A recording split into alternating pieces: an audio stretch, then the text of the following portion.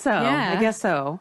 I mean, you're a different breed of porn star, because you're not just the kind of girl who shows up to set with the wardrobe provided, does a scene, goes home, cashes the check, and then does whatever the hell else you do with the rest of the day. Like, you run your own business, you are your own brand, and you've been very, very careful in cultivating that brand, which I've always found incredibly impressive. I mean, you know, I think that you definitely see the value in creating your own brand and the internet and the platform that it allows you to have to control your career. So tell me a little bit about that. Tell me, like, exactly how Angela White came about. When did you decide to make yourself a brand? Was that from the start, or how did that all happen? Well, I got into the industry to explore my sexuality. So that was the main reason. Those were my main motivations, were to be able to express and explore my sexuality with like-minded peers in a safe environment.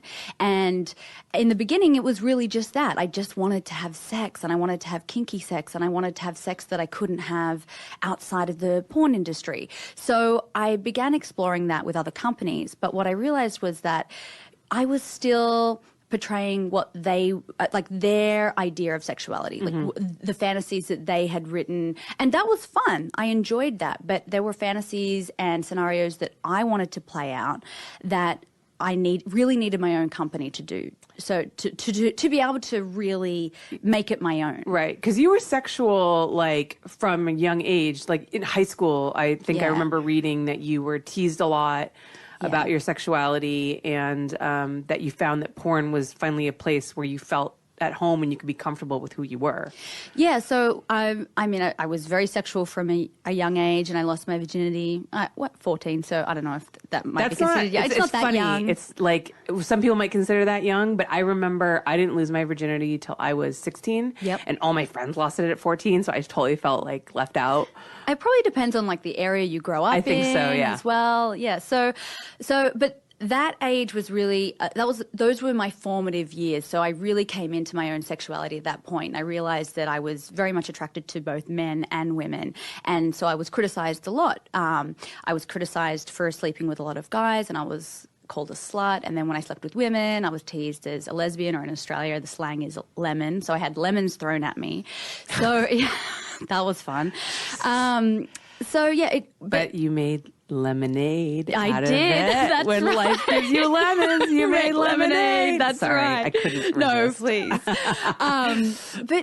Basically, in that period, I realized that no matter how I was going to express my sexuality, it was going to be deemed inappropriate. Right. And so sexuality is such a core part of my being that really... It really had an effect on me. You know, I really wanted to feel comfortable in my own sexuality. I wanted to be able to express myself, and I wanted to be supported in doing that. I didn't want to feel shunned or criticized or outcast. So a boyfriend introduced me to pornography, and flipping through magazines at the start, and then DVDs. And what I realized was that here were people having sex with multiple other people, varying genders, and they were being celebrated for that. So I saw pornography as this environment where I could express myself, I could explore the depths and breadths of my sexuality, and people would encourage that and support me. You know, what I love about this story is that, you know, you were faced with some urges and personality or some drives that were not accepted. And rather than you just trying to squash that and trying to change who you were, you sought an avenue that would accept you for who you were. Well, I almost feel like I